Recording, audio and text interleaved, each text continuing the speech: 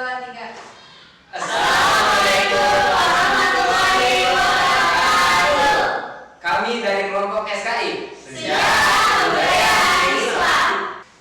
Kami akan menjelaskan tentang Perjuangan pada periode Mekah. Itu dia teman-teman Itu semua. ya. Nah, metode yang kami gunakan adalah apa teman-teman? Kasor. Atau sortir kartu. Silakan teman-teman saksikan. Jangan di skip ya iklannya.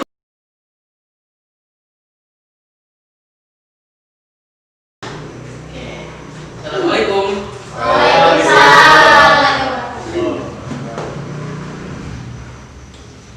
Untuk mengawali pembelajaran hari ini, silakan kita sama-sama berdoa dipimpin oleh ketua kelasnya. Siapa ketua kelasnya? Ya. Silakan Alfian. Baiklah teman-teman, sebelum kita belajar, kita sudah terlebih dahulu ya. Berdoa dimulai. Berdoa selesai. Semoga pembelajaran hari ini kita dapat berkahnya, kita dapat Amin. manfaatnya, Amin. dan dilancarkan hingga pembelajaran akhir nanti ya. Oke. Oke, Pak. Bapak mau absen dulu ya. Iya, Pak. Tapi kabar kalian baik kan semuanya? Alhamdulillah. Baik, Pak. Sehat. Oke. Absen ya. Iya, Pak. Ali Azhar. Gak masuk, Pak. Kenapa tuh? Nggak tahu, Pak. Nggak tahu. Iya, Pak. Oke. Alfian Hussein. Hadir, Pak. Hadir. Vika Fikriah. Iya, Pak. Oke. Irham. Hadir, Pak. Khairul Nisa. Tadi, Pak. Nur Laili. Tadi, Pak. Oke. Hadir semua kecuali Ali Azhar ya. Iya, Pak. Nah, anak-anak, ada yang tahu ada yang masih ingat kemarin minggu lalu kita belajar apa? Belum masuk ke Islam. Yang bilang belajar sejarah peradaban Islam ya. Oke. Apa? Oke, Arab sebelum masuknya Islam. Nah, apa yang kalian ingat ketika ada omongan seperti itu atau ada kalimat seperti apa yang kalian ingat? Waktu pekan lalu dan hari ini apa yang kalian ingat? Jahiliyah. Jahiliyah. Betul, waktu itu masyarakatnya adalah masyarakat jahiliyah. Oke, terus berhala. Apa tuh yang dimaksud dengan berhala tuh maksudnya gimana tuh? Menyembah patung. Dulu masyarakatnya ibadahnya menyembah patung. Nah, apalagi? Ada lagi? Berhalanya waktu itu ada yang terkenal. Apa tuh? Ada 3 kalau nggak salah. Ya, apa aja? Coba sebutin satu. Ada Lata, Pak. Lata. Terus? Bisa. Satu lagi. Mana? Oke, mana? Nah, itu sedikit kita mereview atau mengulas sedikit pelajaran tentang lalu. Nah, hari ini ada yang tahu kita belajar apa? Bab kedua. Kita belajar tentang Apa ya, Pak? Buka-buka paket. bukan buku paket dulu. Kalian udah punya buku paketnya kan? Iya. Tanpa perlu saya kasih tahu, harusnya kalian udah siap, oke? Oke, Pak. Karena harusnya kalian sudah siap belajar ketika sudah masuk kelas, ya. Kita akan belajar apa? Bab 2, Pak. Bab 2 ya, belajar apa? Perkembangan dakwah Nabi Muhammad SAW periode Mekah. Oke, kita singkat aja jadi perjuangan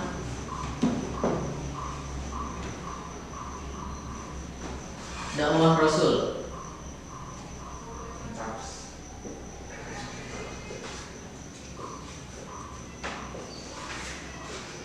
Nah, di sini nanti ada 2 periode. Pertama itu adalah periode Mekah, betul. Yang akan kita bahas hari ini. Mekah. Yang kedua, Madinah. Madinah. Nah, kita akan membahas tentang periode Mekah. Jadi periode Mekah ini itu dikenal sebagai awal permulaan Islam masuk di bangsa Arab atau di daerah Arab. Nah, nanti yang kita akan pelajari lagi ada turunan lagi. Yang pertama itu peristiwa wahyu pertama. Lihat kan ya tulisannya ya? Tambah. Dakwah sirriyah atau sembunyi-sembunyi. Nanti juga ada peristiwa Isra dan Mi'raj. Peristiwa hijrahnya Nabi. Sebelum Isra dan Mi'raj, Nabi itu hijrah. Terus ada peristiwa Utsman masuk Islam. Nah, itu yang akan kita bahas nanti. Tapi yang kita akan fokuskan yang pertama ini, yang dua ini, oke? Yaitu peristiwa wahyu pertama dan juga dakwah sirriyah atau dakwah sembunyi-sembunyi. Baik, anak-anak, itu sedikit nampak jelas dari pembelajaran kita hari ini, oke? Jadi tujuan pembelajaran kita hari ini adalah kita mengetahui dulu nih nanti strategi dakwah apa yang dipakai oleh Rasul ketika kita bisa sehingga kita bisa menerapkan dakwah kita sebagai orang muslim, karena dakwah itu bukan cuma tugas dari para alim ulama, tapi kita pun dalam keseharian kita, dalam pekerjaan kita, ketika kita bermain atau segala macam apapun kegiatan kita bisa berdakwah. Nah, nanti kita bisa ambil tuh seperti apa sih cara berdakwah Rasul ketika awal pertama kali dia menerima wahyu, ya. Nah, Bapak ada games ini nanti ada kaitannya dengan pembelajaran kita. Nah, sebelum kita masuk gamesnya, Bapak akan menjelaskan peraturan dari permainannya nanti. Bapak ada 5 kupon atau 5 kertas, ya. 5 kertas ini akan kalian pilih nanti, dan ini akan berupa clue dari apa yang harus kalian jawab atau apa yang harus kalian jelaskan di depan, ya. Ya, Pak. Nah, nanti Susah gak, Pak? yang insya Allah nggak susah, kalau kalian belajar pasti nggak susah. Oke? Susah, Pak. Nanti saya Bapak kasih waktu juga untuk membaca sebentar, sekitar 5 menit, ya. Nanti kalian baca. Juga di sini kita akan bermain dengan kelompok. Artinya di sini nanti ada kelompok, kita bagi 2 kelompok, ya. Nanti siapa yang dapat dengan pertanyaan-pertanyaan yang memang ada kaitannya dengan kata kunci yang Bapak nanti akan tuliskan di depan, kalian menjadi satu kelompok. Oke, mengerti? Siap, Oke, Pak. nah, kita akan main games yaitu tepuk pagi, siang, sore, dan malam. Nah, ada yang tahu gamesnya? Tahu, Pak. Gimana ya? Coba contohin. Gitu, Pak. Itu gimana ya? Gitu dah. Belum tahu, Oke, Pak. jadi ikutin ya. Kalau misalkan Bapak sebutkan pagi, kalian tepuk tangan sekali. Oke? Bisa? Pagi. Nah, kayak gitu ya. Kalau misalkan Bapak sebutkan siang, tepuk tangan 2 kali. Oke, sebutkan siang, tepuk tangan 2 2 kali. kali. Siang, pagi, siang. Oke, kayak gitu. Sore ditambah lagi jadi 3. Tepuk sore.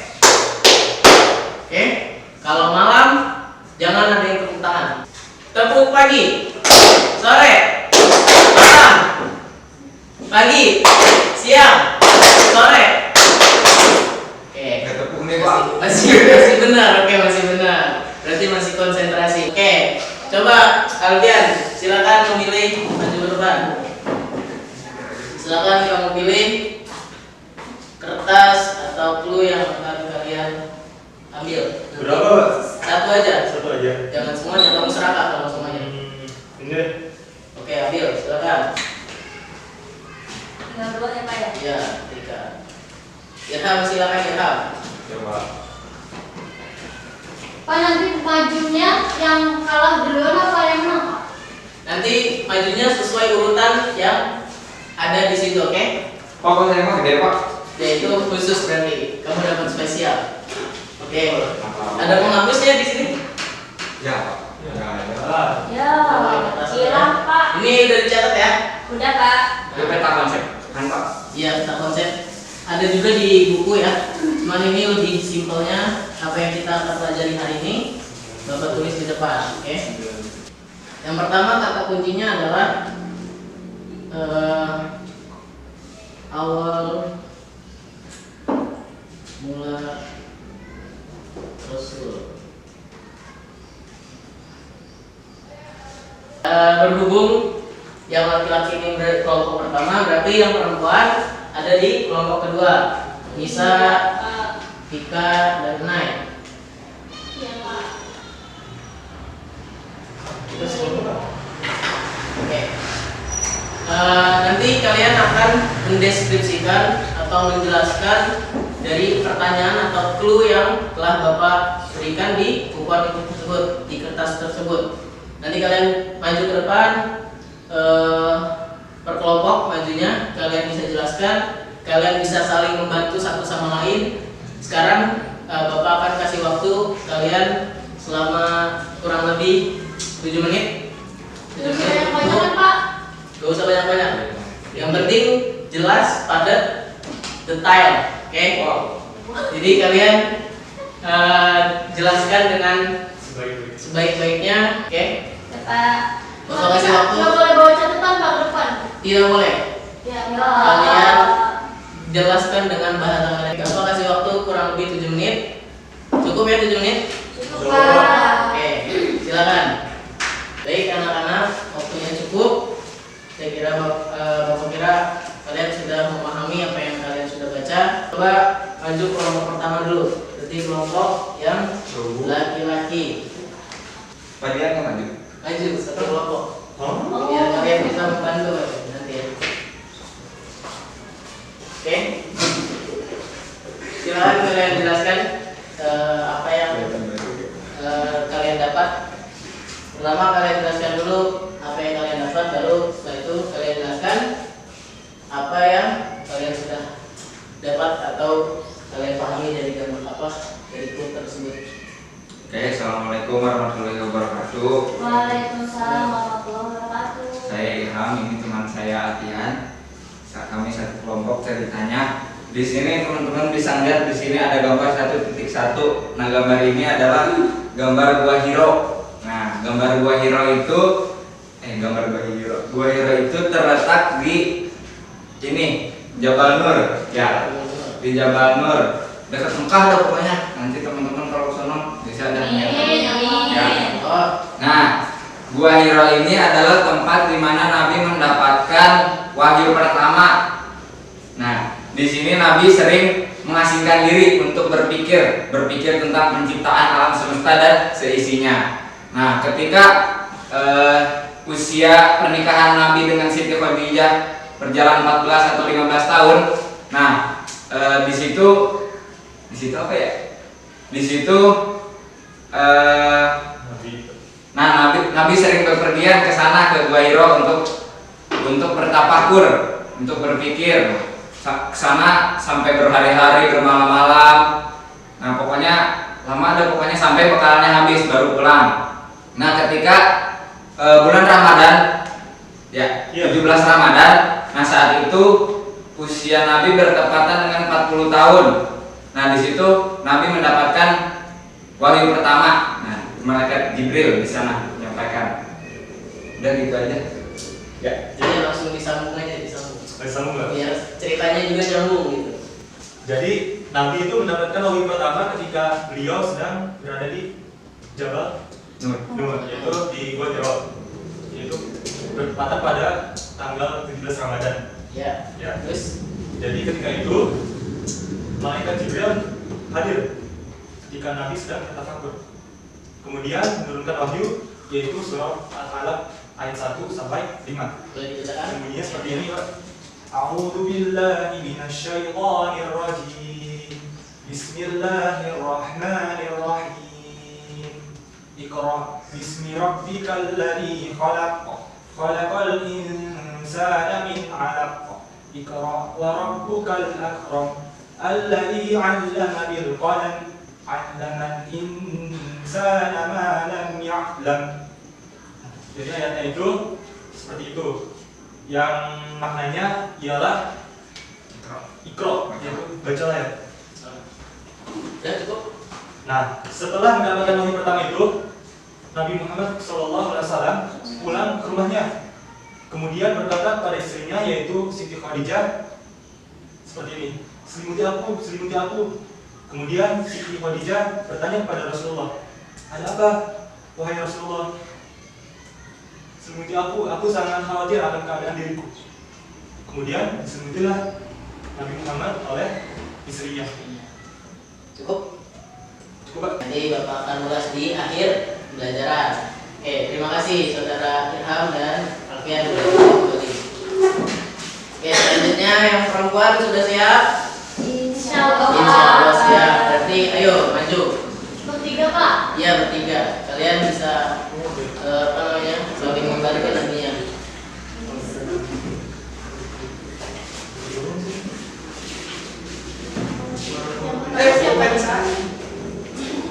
Yang pertama mulai dari coba bacain dulu jenangnya. Baiklah teman-teman, di sini kami kelompok 2 dan di sini kami mendapatkan masing-masing kartu dan saya mendapatkan clue yang berisi wahyu yang memerintahkan Rasulullah untuk berdakwah, Pak. Berarti itu yang pertama. Silakan Rika.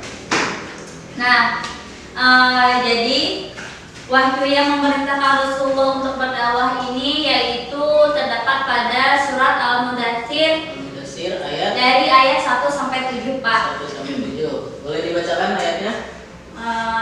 Baik, Pak.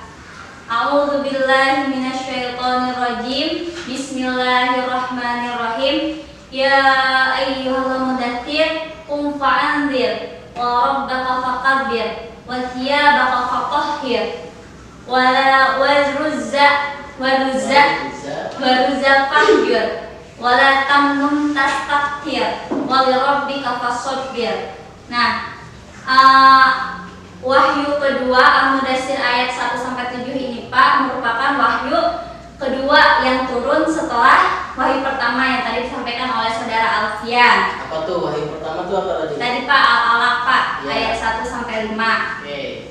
Nah, wahyu kedua ini turun setelah masa fatrah, Pak, yaitu masa berhentinya wahyu untuk sementara beberapa waktu. Nah, wahyu kedua ini Al-Mudaththir ini memerintahkan kepada Rasulullah untuk berdakwah, Pak. Yang ditegaskan pada kata qum fa'anzir yang berarti bangunlah dan berilah peringatan.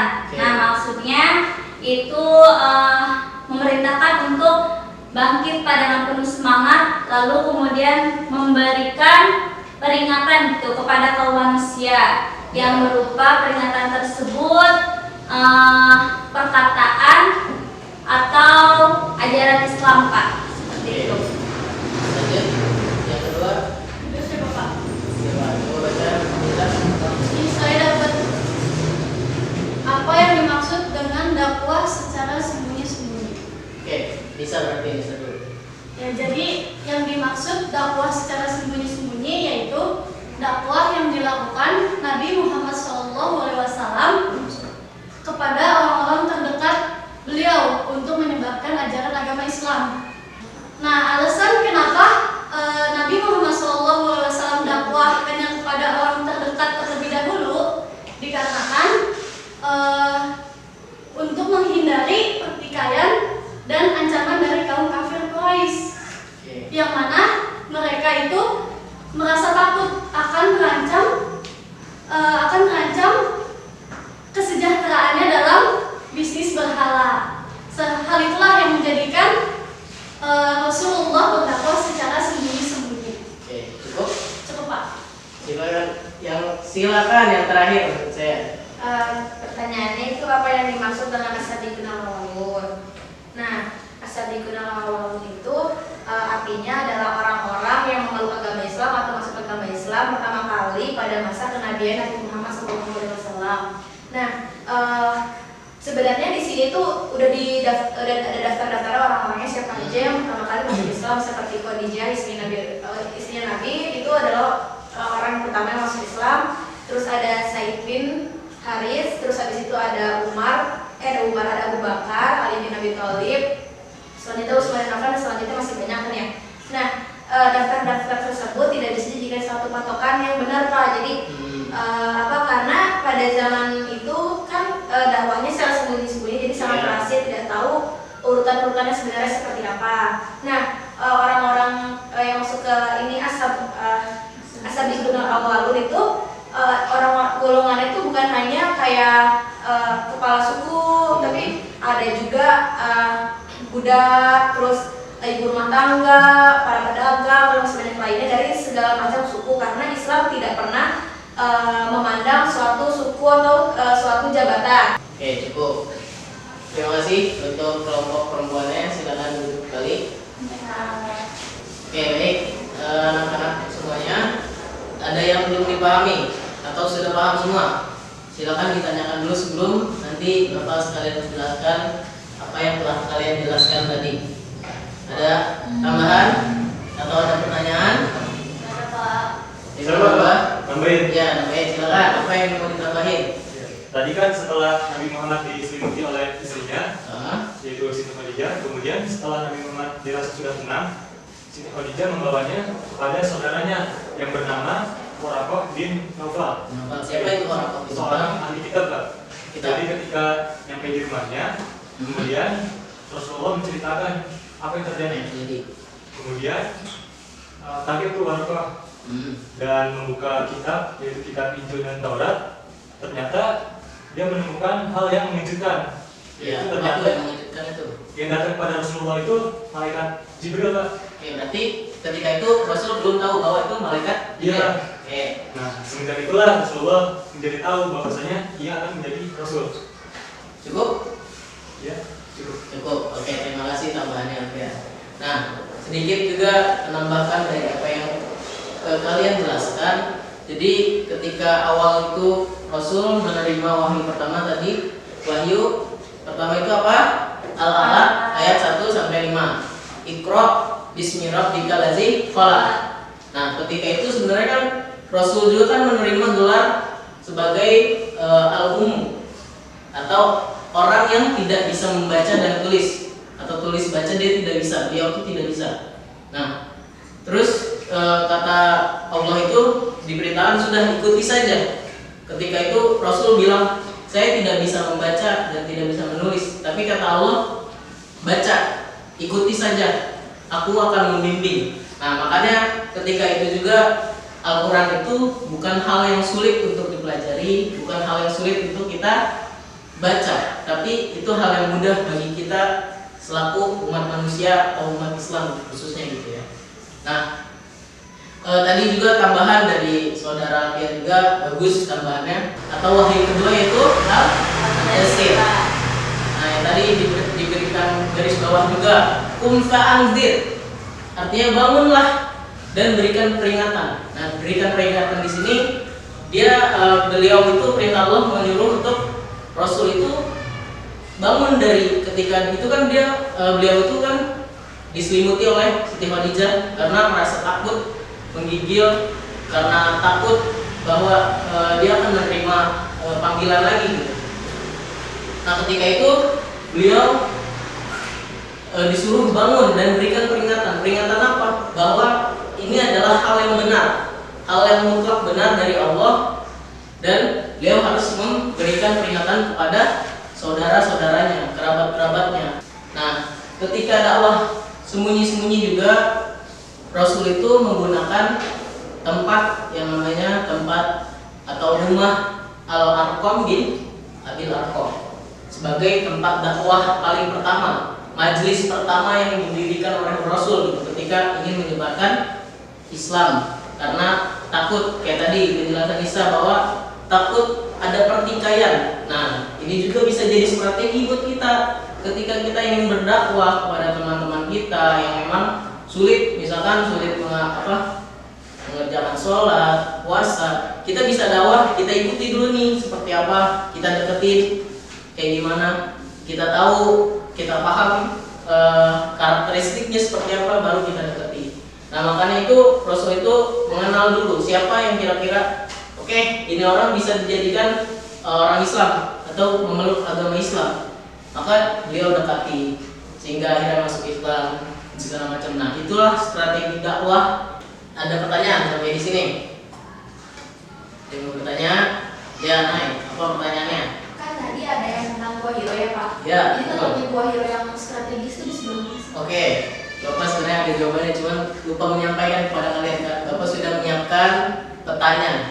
Karena berhubung infocasnya rusak, nggak bisa dipakai, jadi Bapak pakai print out ya. Nanti akan Bapak jelaskan, oke? Terus ada lagi pertanyaannya? Pak, Oke, Alfian, saudara Alfian. berarti kan tanggal 17 Ramadan itu turunnya wahyu untuk pertama kali ya Pak ya?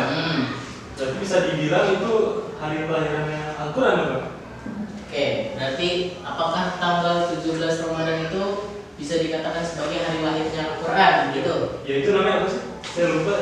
Nuzulul Quran. Oh iya. Oke, nanti dijawab juga di lebih detailnya. Ada lagi pertanyaannya? Saya ada Pak. Oke, Mika, apa pertanyaannya? Tadi kan teman-teman semuanya itu sudah menyampaikan ada wahyu pertama dan ada wahyu kedua tuh Pak. Iya. Nah, terus yang saya ingin tanyakan Pak, Nabi Muhammad itu diangkat menjadi Rasul itu pada wahyu pertama atau kedua Pak? Oke, pertanyaannya apakah Muhammad itu diangkat sebagai Rasul ketika wahyu pertama atau wahyu kedua? Oke, Iya. baik. Sebelum itu Bapak ingin tunjukkan dulu apa peta yang sudah Bapak print out. Sebenarnya Bapak tadi sudah menyampaikan, cuman berhubung kasihkan mengajar ke kalian itu sangat bagus, anteng gitu kan, enak jadinya Bapak juga. Nah ini bisa dilihat ya, kelihatan semuanya. Catat, Pak. Oke. Nah ini adalah peta dari kota bangsa Arab kali itu. Di sini ada Mekah. Nih kelihatan Mekah. Benar Pak. Ini ada Masjidil Haram.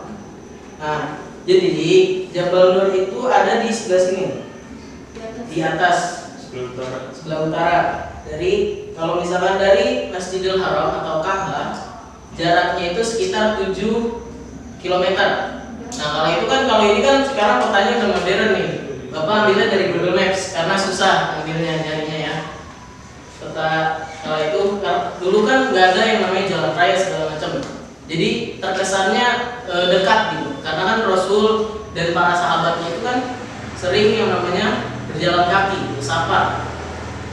Beliau jalan dari Mekah, dari Masjidil Haram ke Jabal Nur 7 km. Nah kalau sekarang uyuhan gitu ya, jalan segitu mah ya, udah pakai motor, dekat Iya, itu Pak. udah pakai motor gitu. Nah dulu para sahabat kuat gitu, kakinya kuat-kuat, panasnya bukan main gitu kan. Dulu tuh cuman gurun pasir semua gitu, tapi mereka semua adalah orang-orang yang hebat dan kuat gitu. Nah kalau misalkan dari Mekah ke Jabal Nur itu sekitar 14 km, jadi cukup jauh, sangat jauh bahkan ya. Kalau dijarakin itu dari Bogor tuh ke Depok. Oke, jadi letaknya Jabal Nur ini ada di kota Hijaz. Kota Hijaz. Oke. Dia Gua Hira itu ada di Jabal Nur atau Gunung Cahaya kalau di bahasa Indonesia kan. Kudu naik dulu, naik bukit. Soalnya ini seperti bukit Jabal Nur, namanya juga Gunung Cahaya gitu kan. Gak mungkin dong kalau misalnya gunung rata gitu kan. Oh iya Pak. Ya. Yang kedua itu penjelasan tentang sebenarnya 17 Ramadan itu hari kelahiran Al-Quran bukan sih Pak? Nah, sebenarnya ada riwayat juga yang menjelaskan bahwa itu adalah hari kelahiran Al-Quran. Tapi itu sebenarnya ada juga yang menjelaskan bukan 17 spesifik 17 Ramadan lagi, tapi di bulan Ramadan bahwa ayat Al-Quran yang pertama itu Al-Alaq itu 105 itu turun gitu. Nah, kebanyakan alim ulama ya menyetujui bahwa 17 Ramadan itu sebagai hari kelahirannya Al-Quran gitu.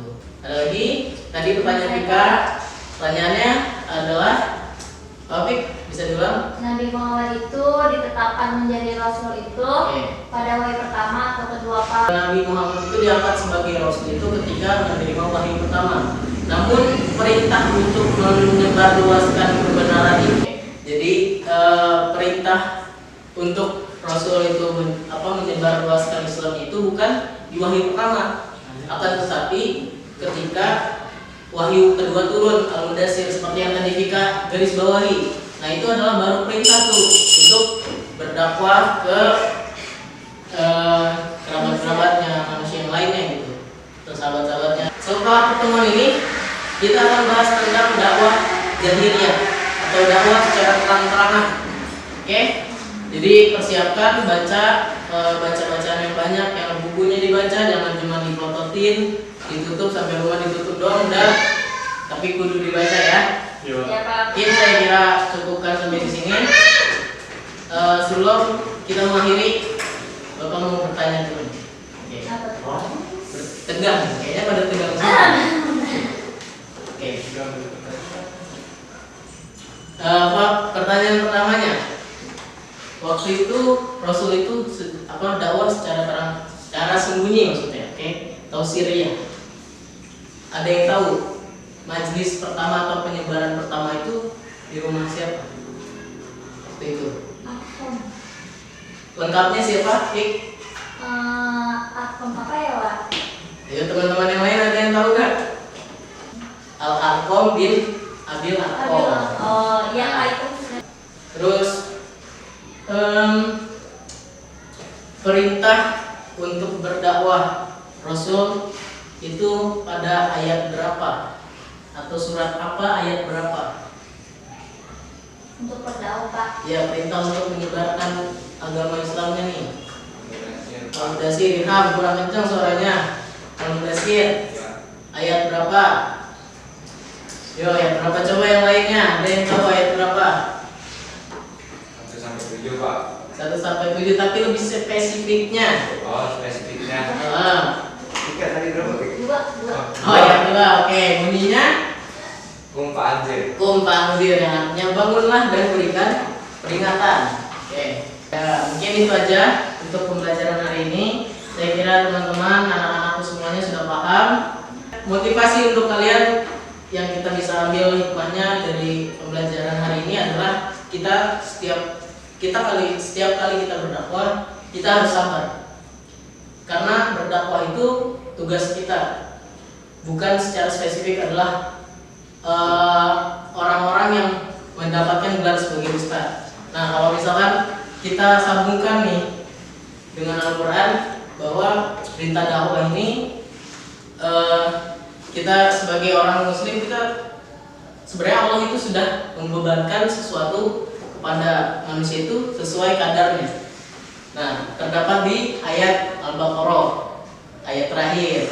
Pasti kalian semua sudah hafal. Kalau misalnya kalian sering tahlilan, biasanya kan tuh la yukallifullahu nafsan illa wus'aha.